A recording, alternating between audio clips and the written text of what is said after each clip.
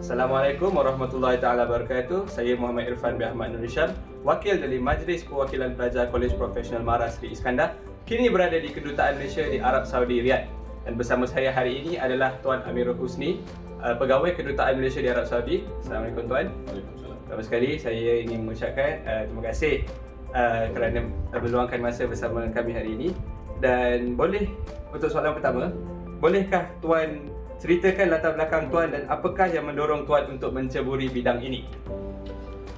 Okay, first and foremost, saya telah bertugas di kedutaan ini sejak tahun 2017. So, sehingga sekarang hampir 4 tahun. Saya menceburi bidang ini adalah atas pure luck, basically. Kalau dilihat daripada latar belakang saya merupakan pemegang ijazah jurusan pengurusan pembinaan yang tiada kena-mengena langsung dengan, bukan tiada kena-mengena langsung, yang kurang ada kaitan dengan bidang diplomasi. Tapi walau mana pun atas, mungkin Irfan boleh cakap, minat untuk bertugas di luar negara, untuk melihat lebih banyak negara di luar sana dan untuk berkhidmat dengan rakyat Malaysia yang berada di negara selain daripada negara kita yang tercinta. Jadi Tuan, bolehkah cerita sikit lagi tentang peranan Tuan di organisasi Kedutaan Malaysia di Arab Saudi? Apakah peranan Tuan di dalam organisasi yang agak besar di mana ada agensi-agensi lain di bawah satu bumbung, dan apakah peranan Tuan di dalam satu agensi itu? Okey, secara amnya saya sebagai setiausaha pertama di kedutaan ini bertanggungjawab untuk memantau dan melihat perkembangan, terutama perkembangan dari segi politik di Arab Saudi. Maksud saya di sini adalah mengikuti perkembangan semasa daripada segi keselamatan, daripada segi hubungan antara Arab Saudi dan negara lain, dan juga daripada segi perkembangan domestik, maknanya apa yang berlaku di sini daripada segi sosial, mungkin juga daripada segi ekonomi. Selain daripada itu, ya seperti Irfan cakap, kami di sini terdiri daripada beberapa agensi. So sebagai salah seorang pegawai di kedutaan ini adalah menjadi tanggungjawab saya untuk memastikan hubungan baik dapat diteruskan di antara kami di sini. Untuk makluman Irfan, lain agensi ada pelbagai ragam. Maknanya kami di sini selagi boleh dan sehabis baik kami cuba untuk memastikan hubungan kami sentiasa berada dalam keadaan yang sangat baik. Jadi, terima kasih Tuan.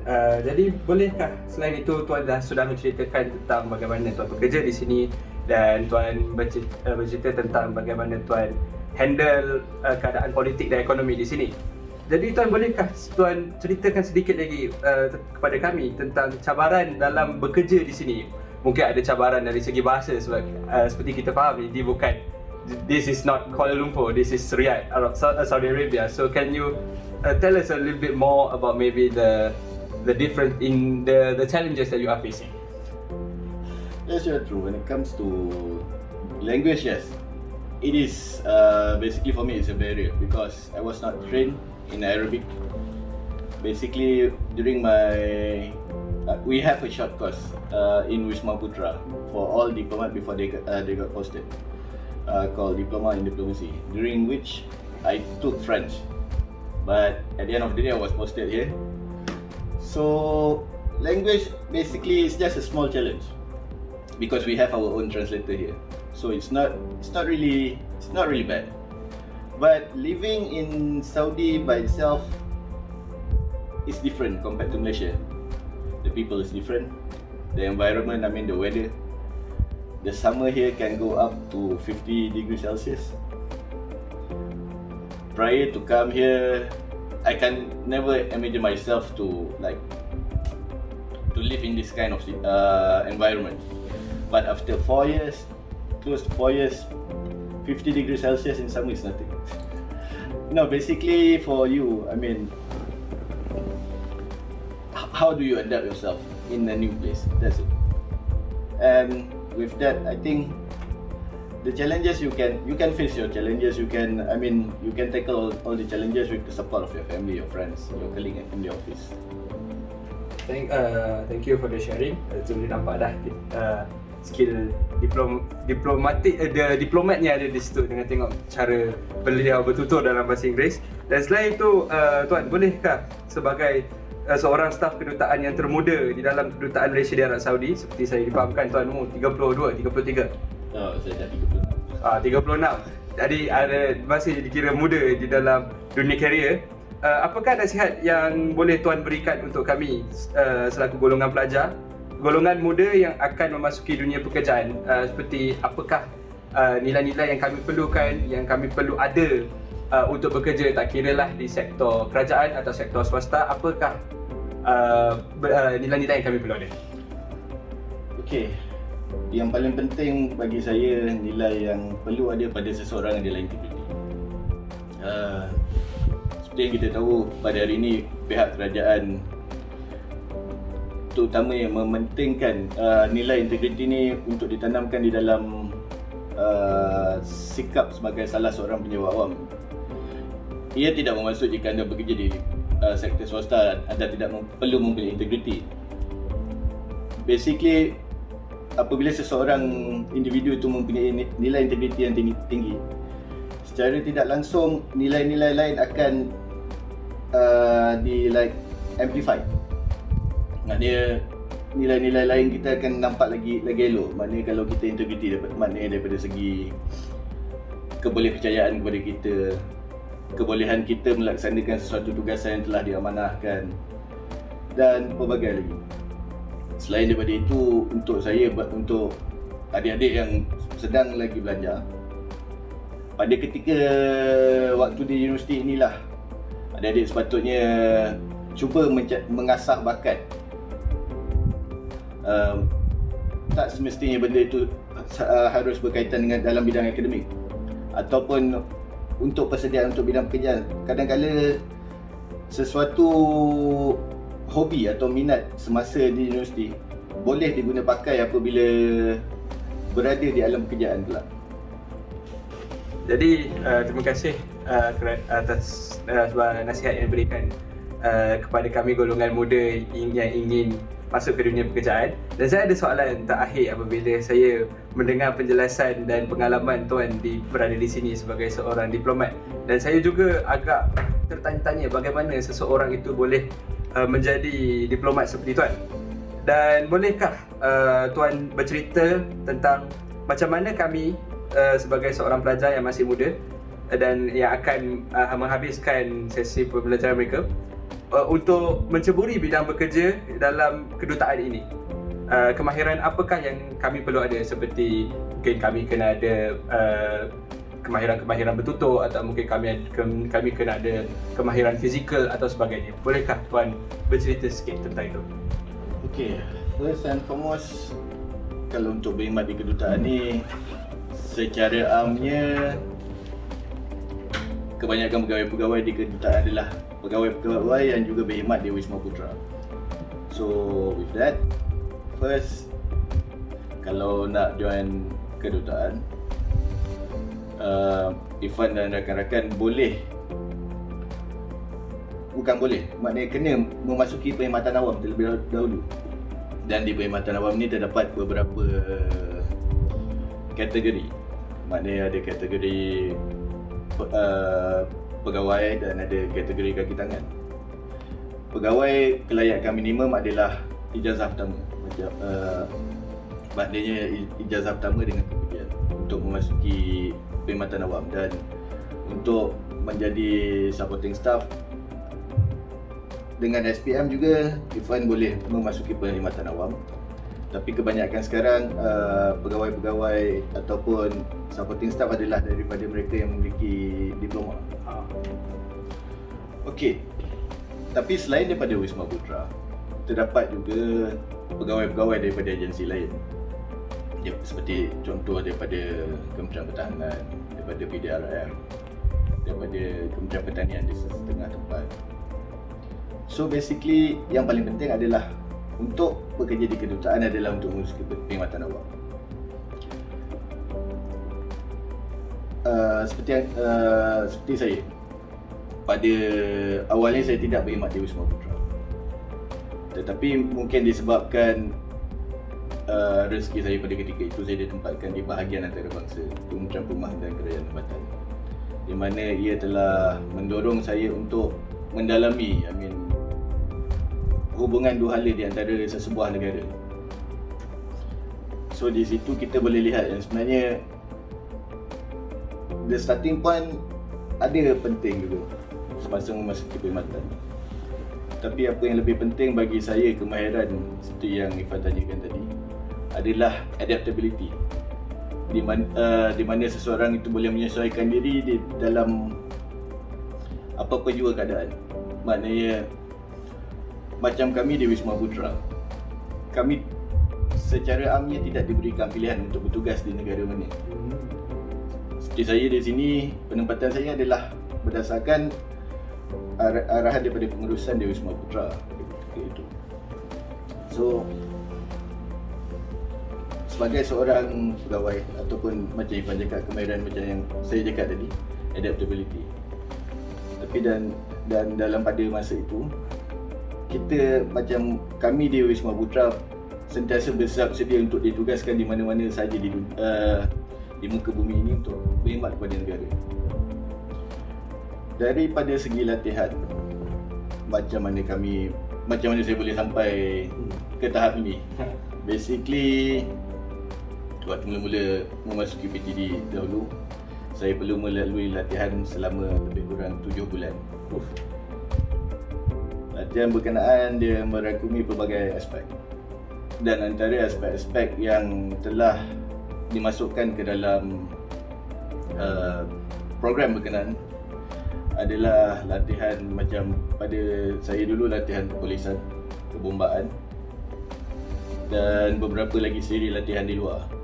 Dan dalam masa yang sama dapat juga program-program yang untuk memastikan kami sebagai penjawat awam peringkat muda ini memahami polisi-polisi dan dasar-dasar sedia ada kerajaan. Selepas menamatkan program latihan selama lebih kurang 7 bulan, lepas itu saya pada tahun 2014, seperti yang saya telah maklumkan tadi, saya memasuki Wisma Putra. Dan bagi membolehkan seseorang pegawai itu untuk ditugaskan di luar negara, kami disyaratkan untuk mengambil diploma dan diplomasi selama 6 bulan.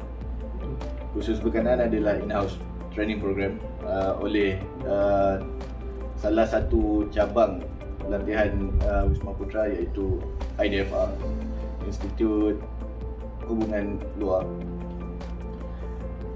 So di situ kami diberi latihan, kami diberi tunjuk ajar bagaimana untuk berkhidmat di luar negara. Maknanya daripada segi pemahaman kami terhadap keadaan persekitaran di luar negara, kebanyakannya persediaan yang kami perlukan adalah daripada segi mental. Not saying physical is not important, tapi basically untuk seseorang pegawai ditugaskan di luar negara, mental preparedness is much more important compared to physical. Sebab di luar negara keadaan berubah, alih keluarga jauh, faktor cuaca, basically macam makanan. Bukan senang. Di sini barang-barang macam produk Malaysia sedikit sukar, tapi kita adjust.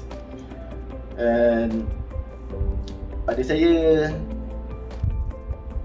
cuba tekankanlah di sini, yang paling penting ni kita punya kebolehan untuk adapt, untuk menyesuaikan diri di dalam apa-apa juga keadaan di mana-mana saja. So saya rasa dengan adanya skill ataupun aspek kebolehan untuk menyesuaikan diri ini, saya yakin mana-mana rakan-rakan Ifan yang ingin bertugas, tidak semestinya di Wisma Putra, maknanya mungkin mahu menceburi bidang lain tapi berkhidmat di luar negara, basically the concept is the same. As long as you can adapt, you shouldn't have any problem.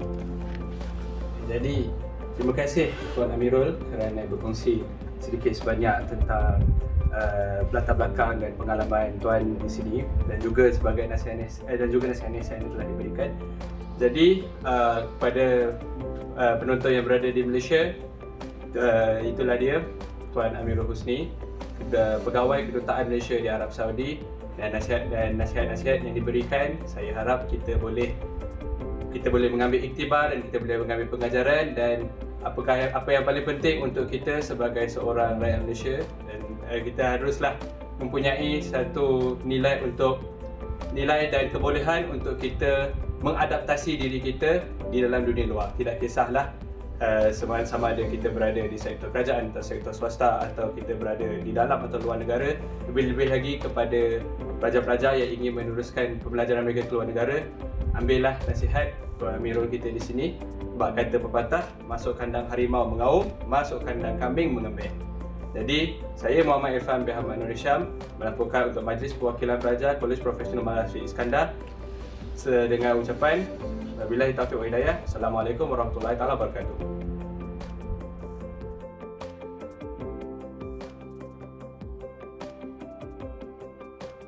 Assalamualaikum warahmatullahi taala wabarakatuh. Saya Muhammad Irfan bin Ahmad Nur Hisham, wakil dari Majlis Perwakilan Pelajar Kolej Profesional Mara Sri Iskandar pada tahun 2021. Kini berada di residensi Duta Besar Malaysia ke Arab Saudi yang berada di Riyadh, Arab Saudi. Dan bersama saya hari ini adalah saudara Muhammad Ihab Anjad bin Azhar, seorang pelajar berusia 19 tahun dari Malaysia yang kini sedang menduduki peperiksaan IB, International Bachelorette. Saya salah sebut, beritahu saya lah.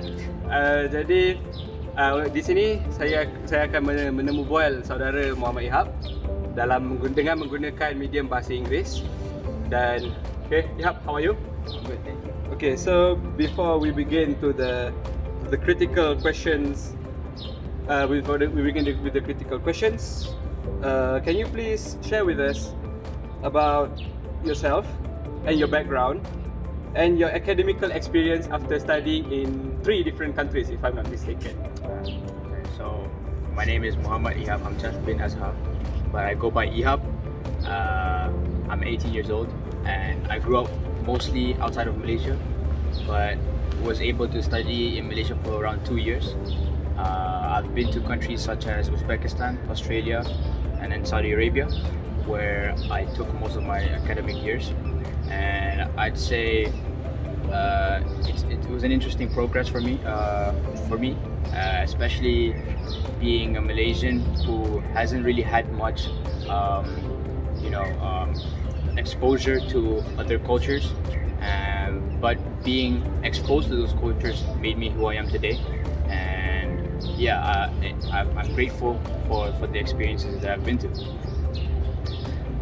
The IB, which I just finished, is a 2-year diploma program, which helps you to basically prepare for university in the future.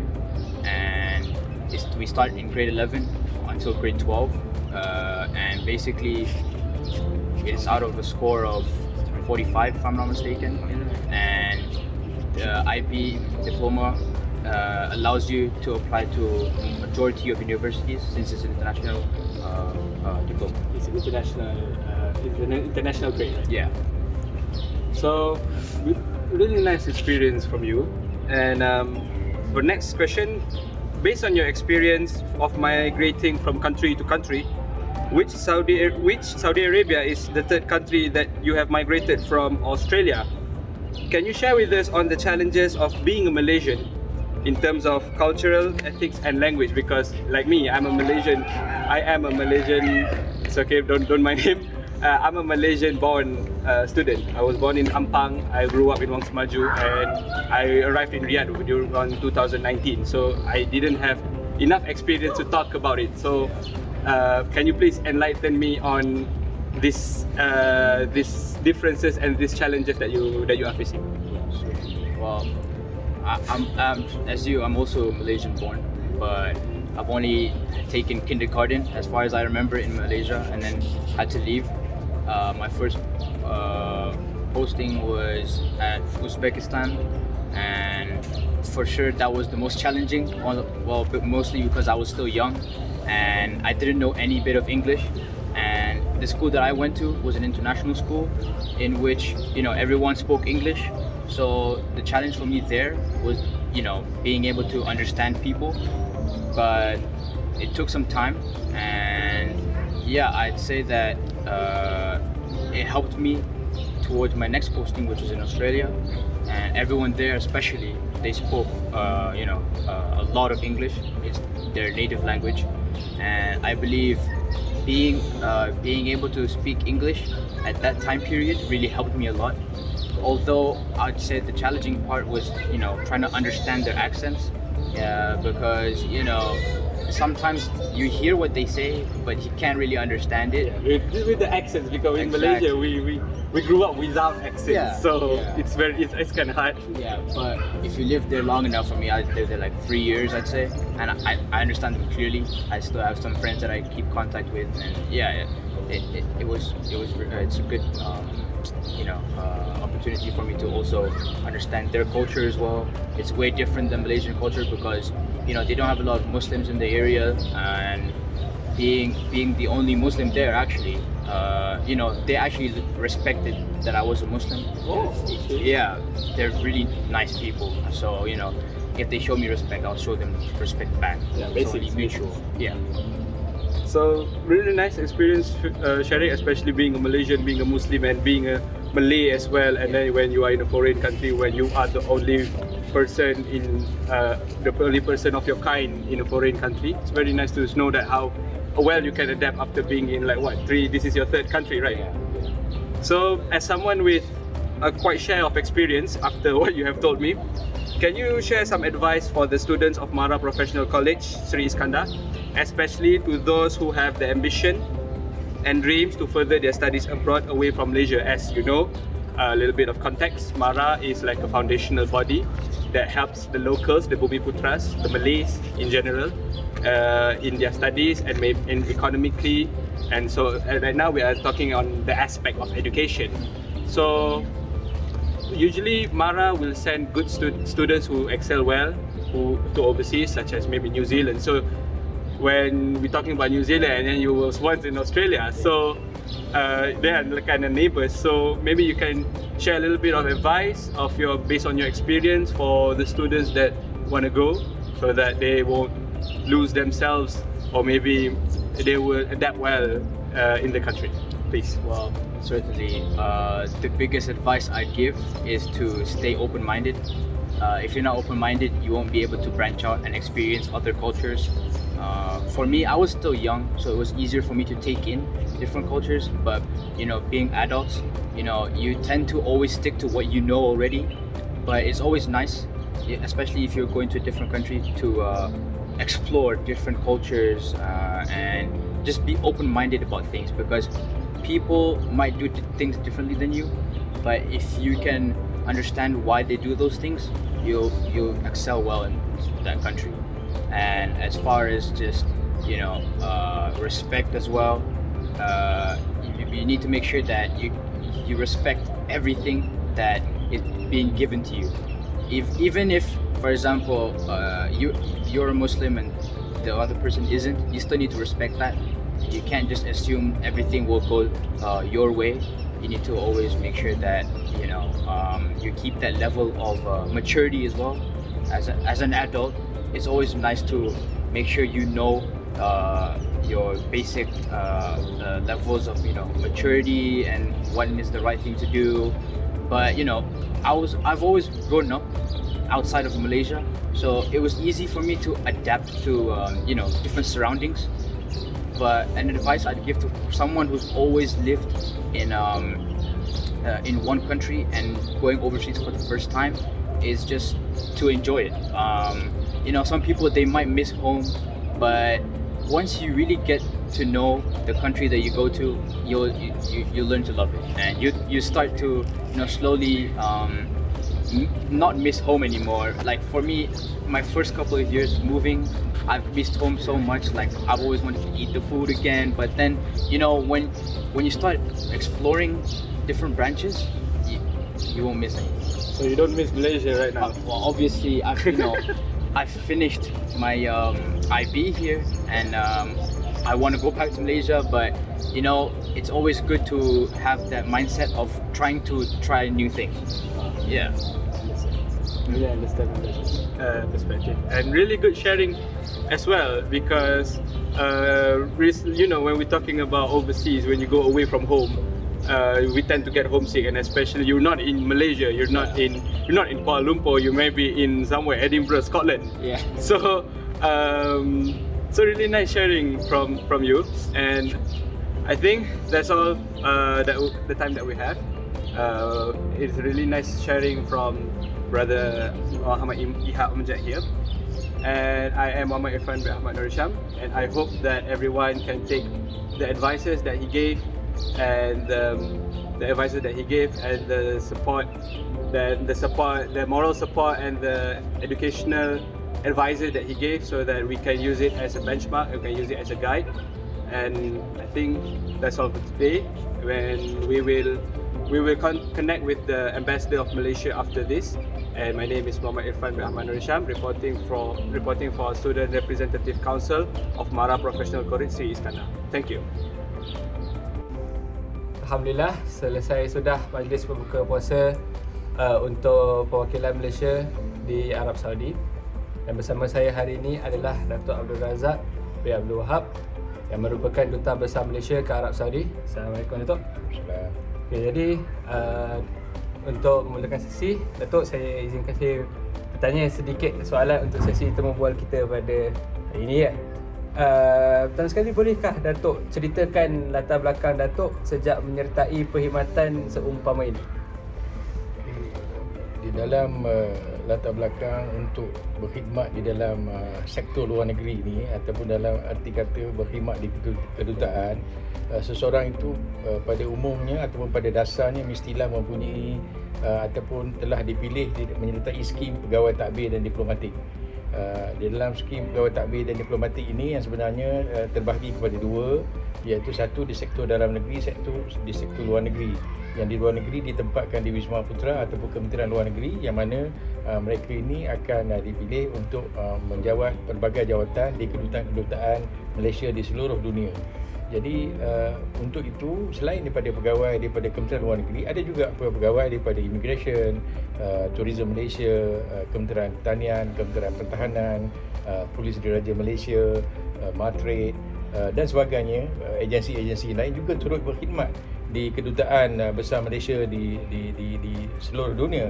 Bagaimanapun perkhidmatan mereka ini hanyalah sekali di dalam perkhidmatan. Maksudnya mereka hanya sekali posting lah ke negara berkenaan, dan tidak jenis posting yang berulang seperti pegawai yang daripada Kementerian Luar Negeri tadi.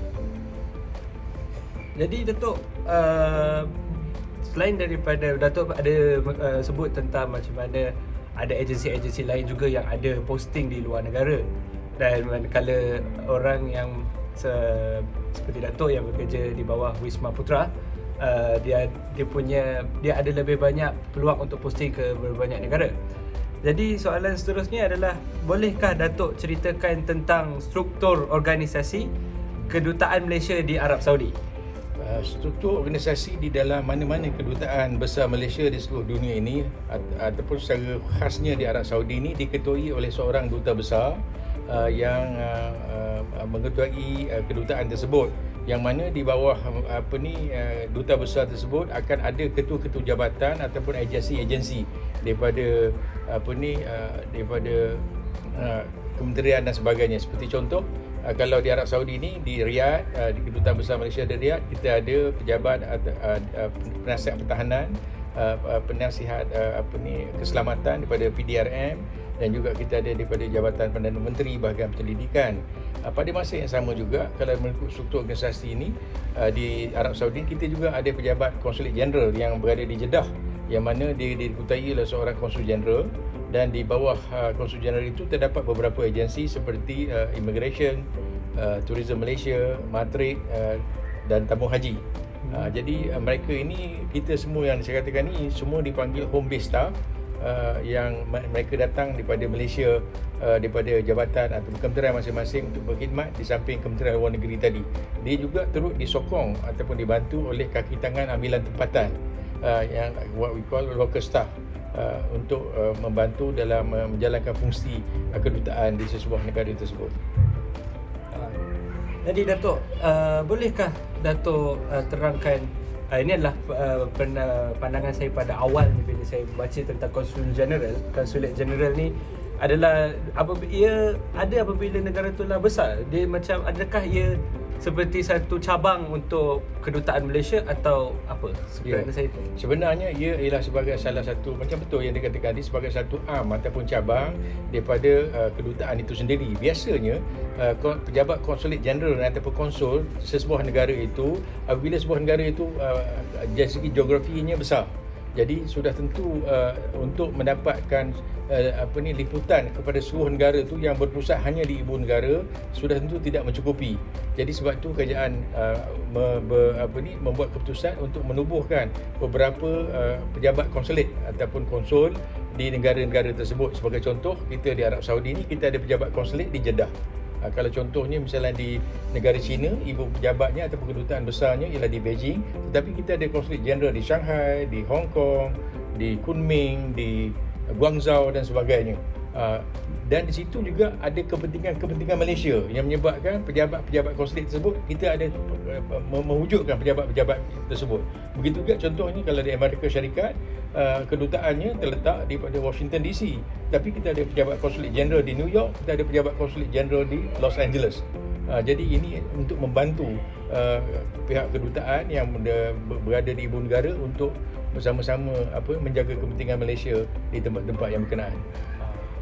Jadi maksudnya semuanya konsulat jeneral ni dan kedutaan adalah bekerja sekali sebagai frontliners untuk rakyat Malaysia di sinilah. Ya. Jadi selain itu Datuk, boleh tak Datuk terangkan peranan Datuk sebagai Duta Besar Malaysia ke Arab Saudi dan pengalaman Datuk semasa bertugas di luar negara, khususnya di Turki dan Mesir? Kerana saya difahamkan bahawa sewaktu Datuk di Turki dan di Mesir, tugas dia agak sama seperti Datuk di Arab Saudi, tapi boleh tak Datuk terangkan lagi perbezaan dia?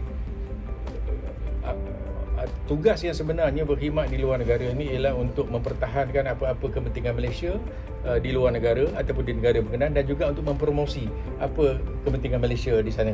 Jadi sememangnya ini satu perkara yang amat luas, skopnya amat, orang kata is anything under the sun, dalam arti istilah yang begitu. Bagaimanapun inilah sebahagian dari fungsi dan tugas kedutaan. Ini juga termasuk apa-apa sama ada bidang pendidikan, bidang perdagangan, bidang pelaburan dan pelbagai-bagai bidang yang mana pihak kedutaan akan memberi khidmat ataupun cuba mencari jalan untuk meningkatkan lagi hubungan dua hala antara kedua negara, antara Malaysia dengan negara-negara berkenaan. Sama ada di negara A, negara B atau negara C dan sebagainya. Cuma cabarannya agak berbeza daripada negara-negara berkenaan. Dia tidak sama. Jadi di situlah kita perlu mengambil satu kaedah yang mana kesesuaian ataupun apa cara ataupun metodologi yang lebih sesuai untuk negara berkenaan dalam kita untuk meningkatkan lagi hubungan kita antara bilateral relation antara kedua negara. Jadi sudah tentu setiap satu tempat tu yang macam saya katakan tadi, cabaran yang berbeza, kedudukan sistem yang berbeza dan sebagainya. Seperti juga di Turki dan seperti juga di Mesir, masing-masing ada orang kata cabaran-cabaran tersendiri. Jadi kita pegawai-pegawai di sana terpaksa ataupun mesti mengenali apa kaedah yang sesuai ataupun apa pendekatan yang sesuai untuk sesuatu perkara tersebut supaya kita orang kata boleh menyelesaikan dengan cara yang terbaik sekali. Ya, okey. Terima kasih atas penerangan Datuk. Jadi Datuk, saya ada satu soalan berkenaan dengan dari aspek pendidikan kerana saya seorang pelajar.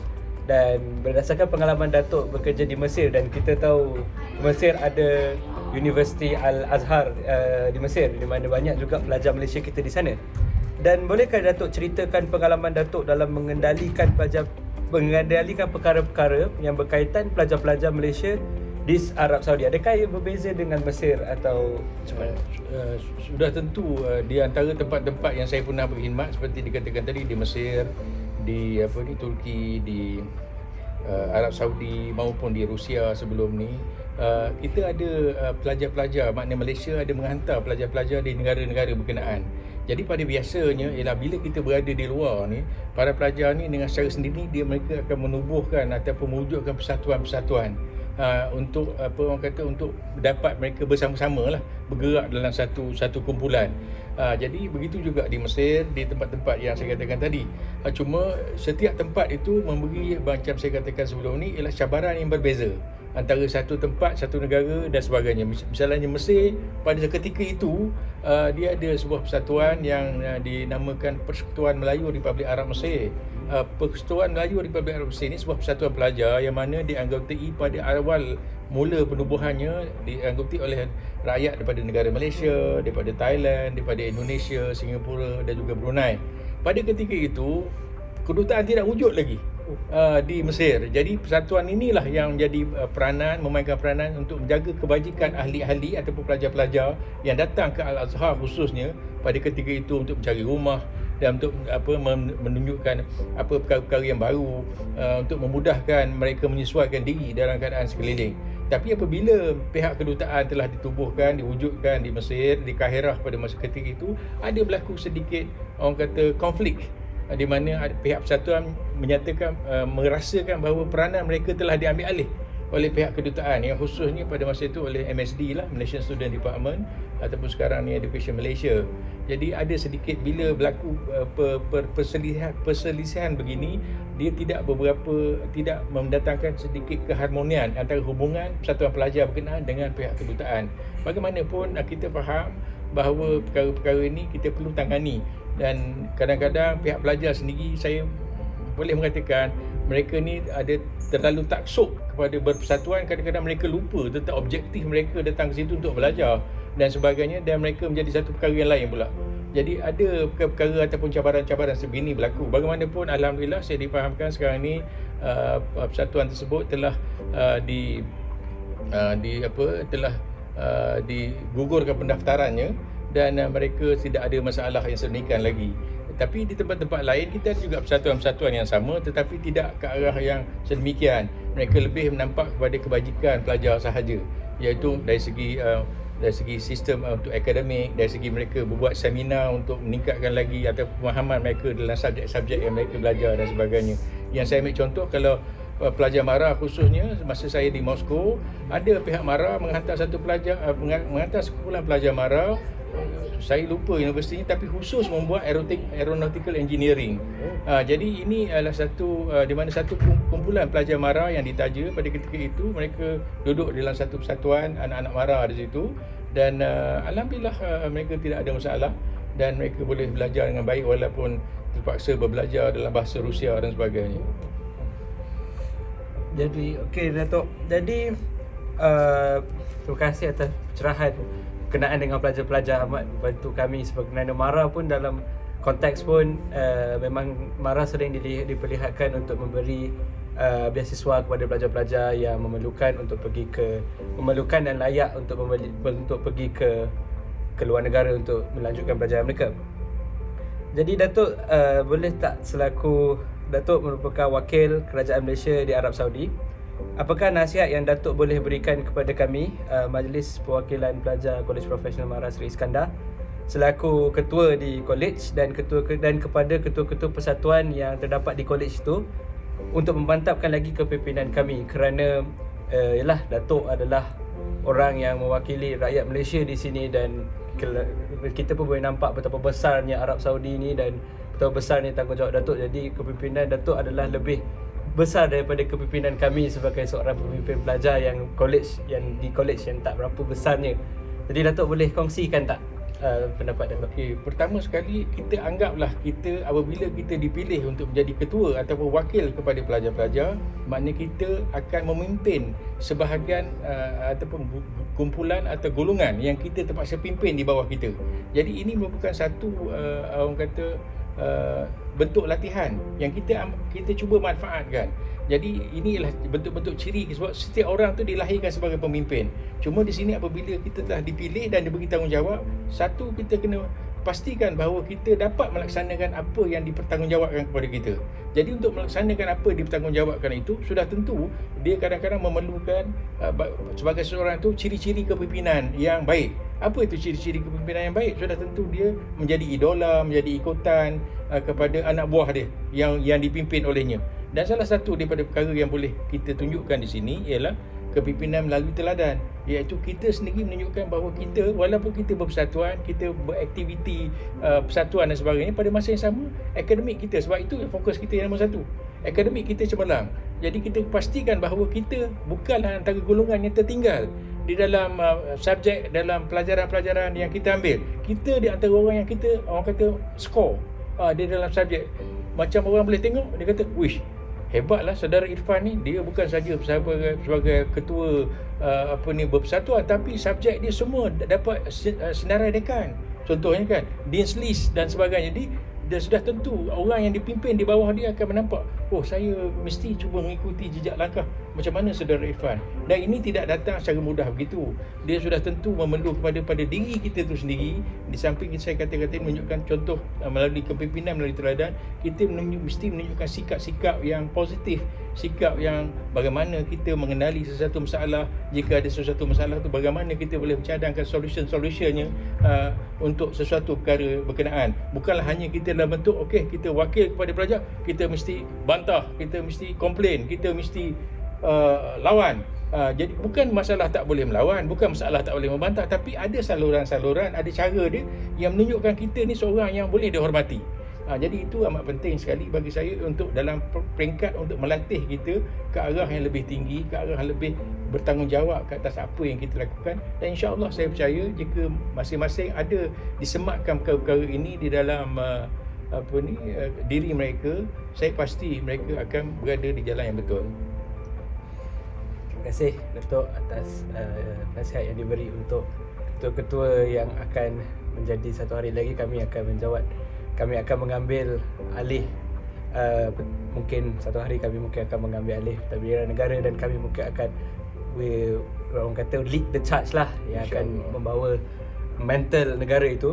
Dan soalan terakhir untuk daripada saya adalah, berdasarkan pengalaman Datuk bertugas di beberapa negara seperti Datuk telah senaraikan, apakah nilai-nilai yang perlu ada dan diterapkan di dalam diri rakyat Malaysia untuk berada di luar negara supaya kita tidak lupa jati diri kita sebagai anak Malaysia yang kita cintakan akan tanah air kita? Baik, kita semua sedia maklum bahawa negara kita mengamalkan konsep demokrasi, iaitu bebas. Kita tidak menyekat mana-mana rakyat Malaysia untuk pergi belajar maupun bekerja di luar negara.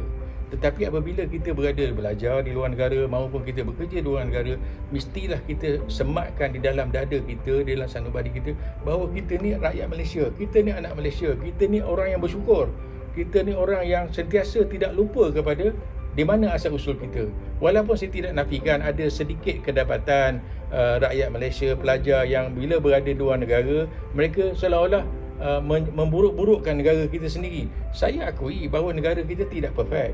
Kita bukan syumul, bukannya orang kata semua tidak ada masalah. Semua negara ada masalah. Semua negara ada masalah tersendiri. Cuma bagaimana kita sebagai rakyat yang bertanggungjawab, sebagai mengaku kita anak bangsa kita, sebagai kita anak kepada negara berkenaan, kita mestilah menunjukkan sikap yang kita cinta kepada negara kita sendiri. Kalau kita tak cinta kepada negara kita ni, siapa lagi nak cinta kepada negara kita? Kita tanya balik. Jadi siapa nak cinta pada negara kita? Sekiranya kita dah pelajar, seorang pelajar yang mendapat tajaan contohnya untuk belajar di luar negara dan sebagainya, ada yang menyatakan, oh saya tak mau pulang ke Malaysia sebab gaji di sini lebih tinggi dibanding dengan gaji Malaysia. Tapi yang sebenarnya ialah kita sepatutnya juga turut memikir, jangan hanya memikir kepada diri sendiri. Tentang gaji tu, you fikirkan pada diri sendiri. Fikir apa sumbangan saya yang sepatutnya saya bagi kepada negara saya, kepada anak bangsa saya sendiri. Jadi setidak-tidaknya baliklah sekejap untuk berkhidmat, mencurahkan bakti kepada negara. Saya selepas pada itu, kalau kata nak sambung, nak bekerja di tempat lain pun rasa saya tak ada masalah.